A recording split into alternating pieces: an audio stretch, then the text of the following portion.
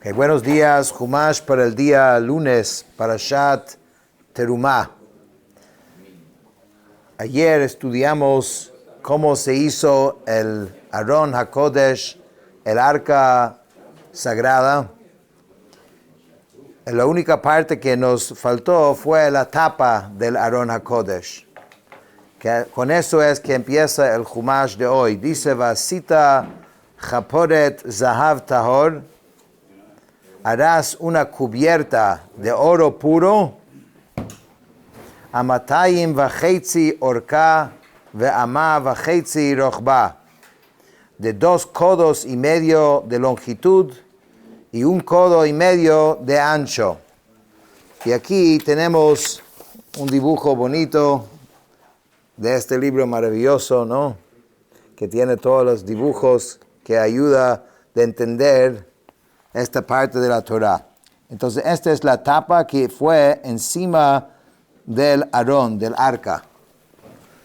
Entonces, la Torah dice que tiene que ser, nos dice cuál es exactamente el tamaño que tiene que ser.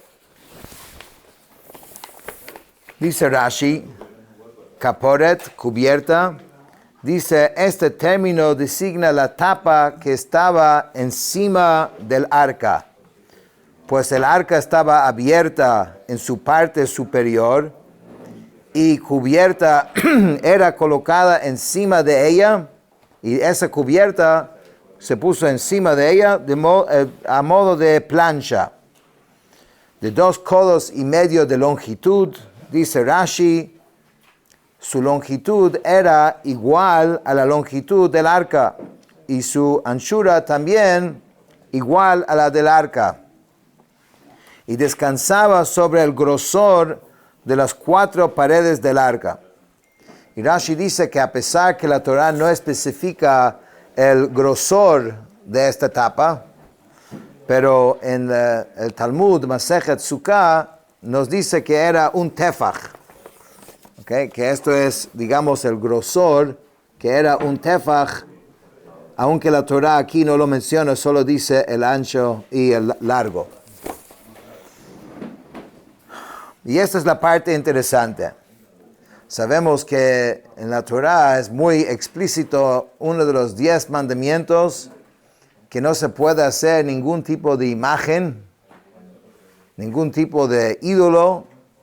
Y es interesante que en el Kodesh HaKodeshim, en el Santo Santorum, en el sitio más sagrado, por orden divino, vamos a ver, por alguna razón muy específica, que ahora vamos a entender, habían 2 formas,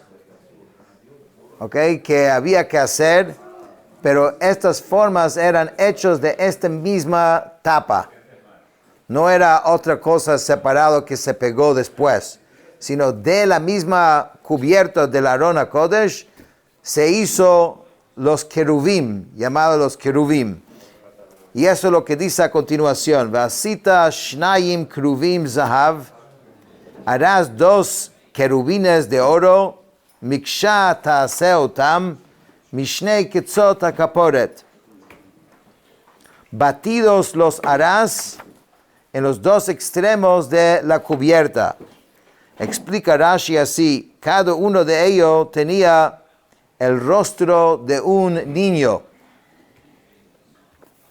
Y después dice, quería batidos harás. Dice, no lo hagas por separado y luego los unas a los extremos de la cubierta después de haberlos hecho. Sino había que agregar mucho oro y ir sacando el oro hacia arriba y formando los querubim. Y aquí hay un dibujo que explica cómo esto fue. Aquí lo ves que en la misma tapa originalmente tenía que tener suficiente oro para después poder ir sacando estas 2 formas, y a la final salieron las formas de una sola pieza de oro. Esto es un trabajo de un artesano muy, muy especial, porque mucho más fácil hubiese sido fabricar y hacer las formas y después pegarlo al a la tapa, pero eso no era permitido. Tenía que ser de la misma pieza. Exacto. Igual como vamos a ver en el Aarón, en la menorá, eso lo vemos mañana, que tiene mucho detalle y todo tenía que ser hecho de una sola pieza de oro. En realidad, eso eran trabajos milagrosos, porque así no se puede cualquier persona trabajar.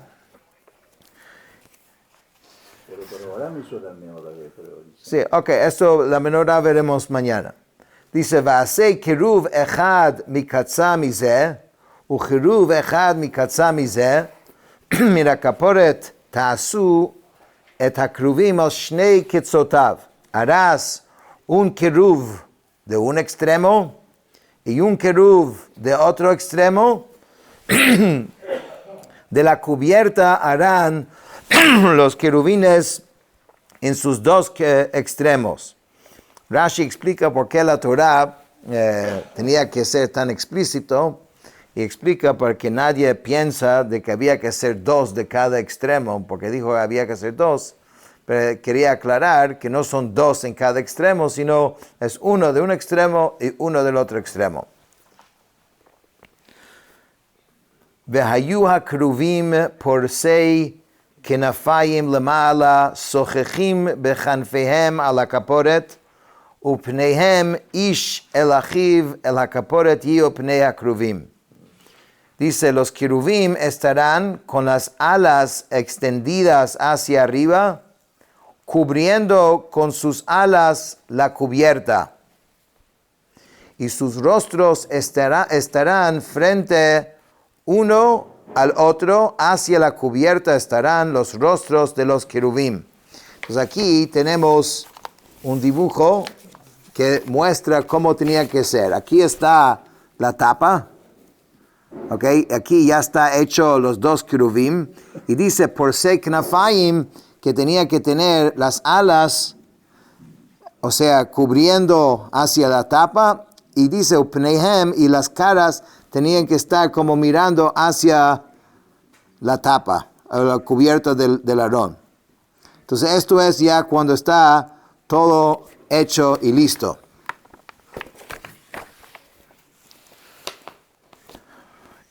Explica Rashi, por se knafayim, quiere decir que no lo hagas con sus alas apuntado hacia abajo, sino extendidas y alzándose hacia arriba, próximo a sus cabezas, de tal modo que haya un espacio de 10 tefajim, que son puños, entre las alas y la superficie superior de la cubierta, como se explica en la Gemara en Sukkah. Y aquí entonces ves, en este dibujo, ves que este espacio, mira el nivel de detalle.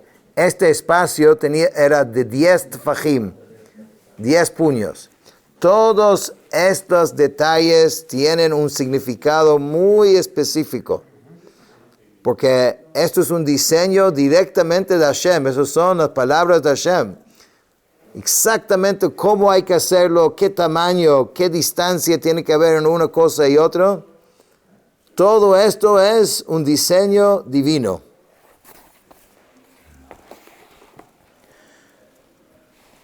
Después dice, venatata et hakaporet al haaron milmala, y debes poner ese kaporet, la cubierta, sobre el Aarón, arriba. Vet haaron titen et haedut asher eten elecha, y dentro del arca pondrás el testimonio que te entregaré.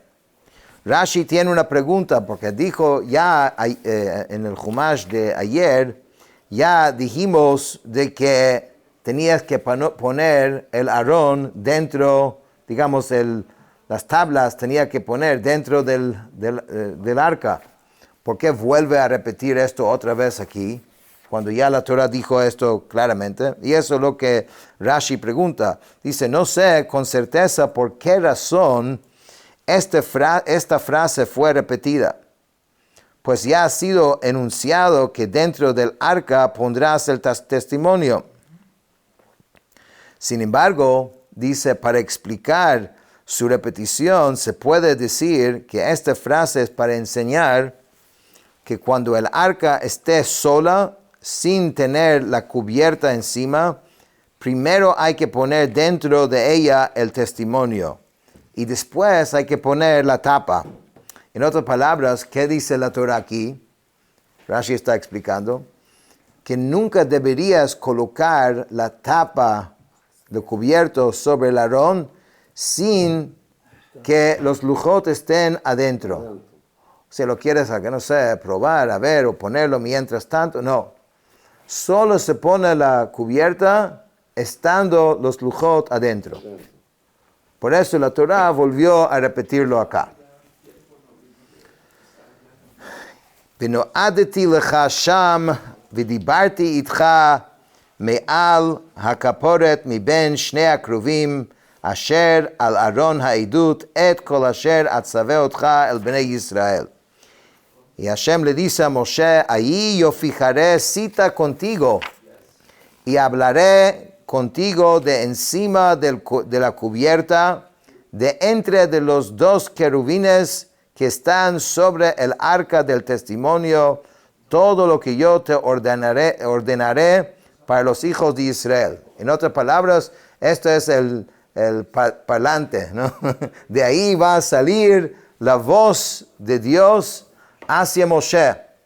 Imagínate este espacio entre las alas de los querubim y la tapa, de ahí va a salir la voz de Hashem. Increíble. Entonces dice Rashi algo muy interesante. Dice, en otro lugar, la Torah dice que Hashem habló con Moshe desde la tienda de la cita. O sea que es fuera del Kodesh HaKodashim.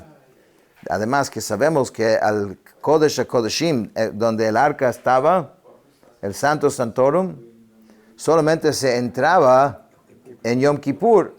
Entonces, y Moshe hablaba con Hashem cada rato, ¿no? Entonces, ¿qué quiere decir? Que va a tener que entrar allá. O sea, y además que está escrito que hablaba con él desde la tienda, el Ohel Moed. Entonces dice, tenemos entonces dos versículos que se contradicen. V'chein shnei chetuvim hamachechishim ze et ze. Dice, ad sheyavo hakatuv hashlishi ve'achria benehem. Hay un tercer versículo que aclara esta aparente contradicción. ¿Cuál es el versículo? Que dice, y cuando Moshe entraba a la tienda de la cita, escuchaba la voz que le hablaba de encima de la cubierta. O sea, ¿qué quiere decir esto? Que Moshe entraba al tabernáculo y tan pronto como llegaba a la entrada, una voz descendía de los cielos hacia el espacio entre los querubim y de ahí se escuchaba la voz. No es que él entraba ahí, pero de ahí se escuchaba, salía de ahí, pero él no estaba parado ahí, sino afuera. Ok, con esto ya tenemos lo que es el arca. Y aquí tenemos un buen resumen en este dibujo de todos los componentes del arca. Esto fue lo que vimos ayer, que las 3 cajas del Aarón, uno de madera, recubierto de adentro para afuera, esa corona que tenía que tener, los anillos aquí y los palos con que se portaba el Aarón HaKodesh, y aquí lo que hablamos hoy, la tapa del Aarón HaKodesh. Ahora, el siguiente mueble que la Torah va a describir es el Shulchan, la mesa especial. Y esto es algo muy especial y muy místico, pero sabemos que este Shulchan, la mesa, donde habían 12 panes, como vamos a ver ahora, era la bendición para la parnasá, para el sustento. Y estaba en el templo, enfrente de la menorá, del lado norte, ¿ok? Y tenía un gran significado. Ahora dice, Vasita shulchan atzei shitim amatayim orko ve'ama rochbo ve'ama vachetzi komato. Harás una mesa de madera de acacia de 2 codos de longitud, 1 codo de ancho y 1 codo y medio de altura. Vetzipita oto zahav tahor ve'asita lo zer Zahav Saviv. La cubrirás con oro puro y la harás una diadema de oro en derredor. Entonces tenemos aquí los componentes y lo vamos a ir armando, ¿no? Rashi primeramente dice que hay que hacer un shulchan con estas medidas. Parece un shulchan, una mesa cualquiera, ¿no? Esa es la diadema que es, digamos, la corona. Que Rashi va a traer 2 opiniones dónde estaba puesto esto, si aquí encima o si aquí justamente entre las patas de la mesa. Pero de todas maneras esto era un elemento que también vimos en el Aron HaKodesh. Entonces en el Aron HaKodesh esto representaba el Keter Torah, ¿no? Que es la corona de la Torah. Aquí en la mesa va a decir que es el Keter Malchut. Esa es la corona del reinado. Y explica Rashi así. Dice,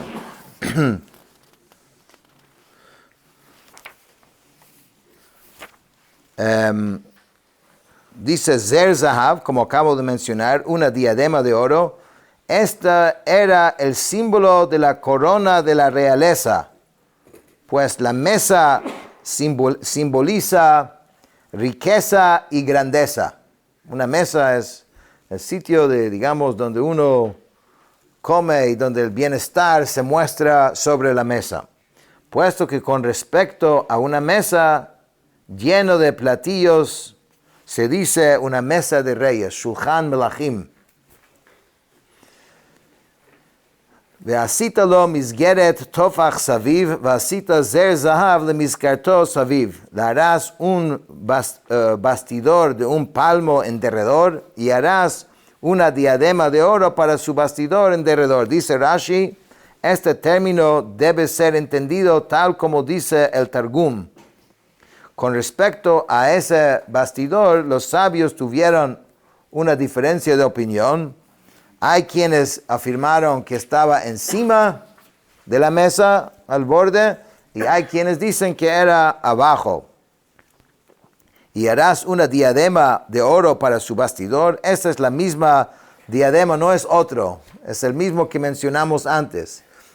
La Torah, en este caso, vemos que menciona a veces los componentes por parte, y después lo va como que juntando para que uno vea cada uno de los componentes bien.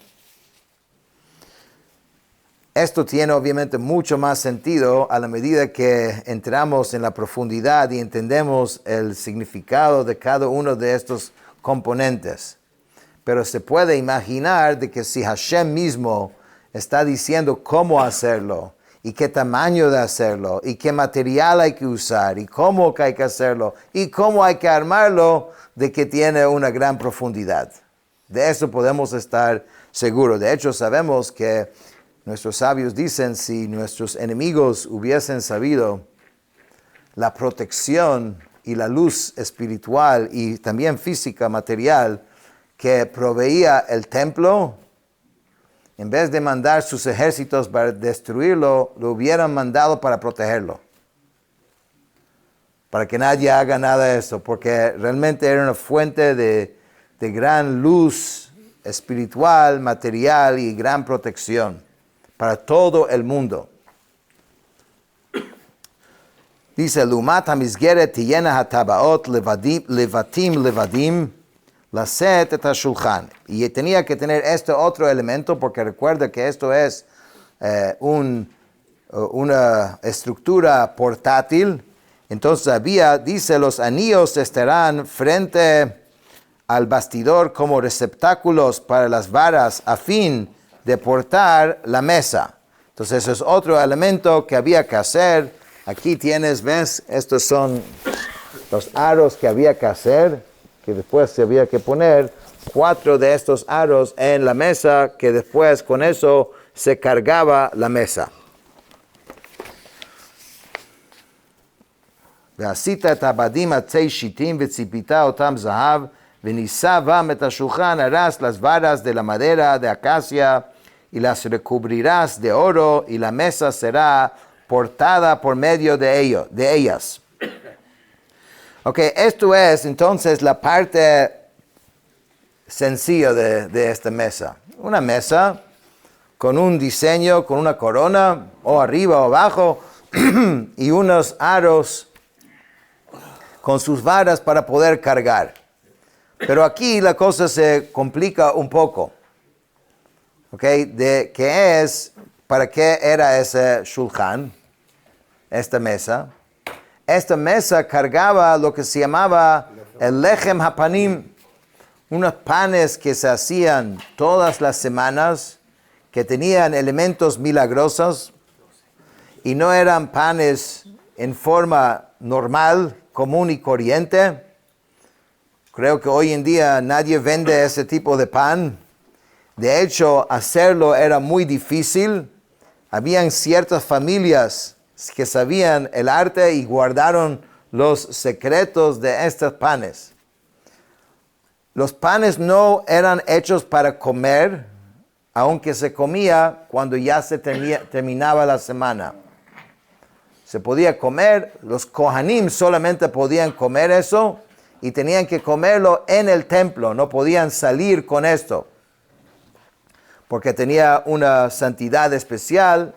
Por eso los kohanim, que son los que sirven en el templo, y también ellos tienen que mantener un nivel de pureza constante para poder ingresar en el templo. Solo ellos pueden comer de esto. Pero no era para comer este lechem hapanim. Era para qué? Para representar, digamos, la bendición de Hashem. Inclusive los panes, como vamos a ver, aunque hay varias opiniones exactamente cómo era la forma, pero lo más, digamos, común de ver, que esto era la forma de los lechem hapanim. Esto es un pan del lechem hapanim, ¿no? Así terminaba. Tenía su molde aquí, y para que esto salga de esta forma no era tan sencillo, ¿no? Ahora, aquí vas a ver un dibujo de la mesa con todos sus elementos ya hechos. Aunque no hemos leído todavía en la Chumash, que ahora lo vamos a leer, tenía muchos componentes que para mantener esto. Entonces esto es la mesa que estaba abajo, pero después tenía todos estos otros componentes para poder aguantar 6 panes, uno encima del otro de un lado, y 6 panes, uno encima del otro lado. Y esto sigue un patrón que hemos visto y que vamos también a ver en la ropa del Kohen Gadol en la parashá de la semana que viene, que también tenía el pectoral donde tenía los 12 tribus, y estos 12 panes también tenía que ver con los 12 tribus de Israel. Entonces vamos a ver, aquí lo vamos a ir armando. Dice, vasita et habadim atzei shitim, ya eso lo dijimos. Vasita ka'arotav vechapotav, harás sus platillos, sus cucharones, uksotav umenakiotav, asher yusach bahen, zahav tahor ta'aseotam. Estos son los componentes: platillos, cucharones, sus tubos, sus soportes, con los cuales será cubierto de oro puro, lo harás. Y dice, venatata al shulchan lechem panim lefanai tamid. Sobre la mesa pondrás el pan de semblantes, así se llamaba lechem hapanim, delante de mí continuamente. Entonces aquí, bueno, Rashi entra en mucho detalle, pero vamos a resumirlo aquí con este dibujo. Los diferentes componentes que aquí está escrito, yo creo que en ese Chumash también está. Entonces dice que había soportes, que son estos, ¿no? Y habían, digamos, todas estas incisiones aquí que de un lado a otro se mantenían, digamos, los moldes que tenían que cargar el pan. Y todo esto, digamos, era una parte del servicio sumamente importante dentro del templo de todas las semanas. Hasta el día de hoy yo estaba viendo, hay un instituto que se llama el Instituto de Lechem Hapanim. En Israel hay de todo, ¿no? Tienes gente que se dedica a estudiar todo este detalle, cómo fue. Inclusive yo vi un video donde están tratando de replicar y hacer los panes, ¿no? Como lo hacían en el templo. El punto es de que el Shulchan era una parte muy importante, uno de los servicios básicos en el templo, y pues representa la parnasá, el sustento, la bendición de Dios que siempre tenemos. Ojalá que cada uno siempre tenga la bendición de Dios en todo lo que necesita. Amén. Con eso terminamos el Chumash de hoy.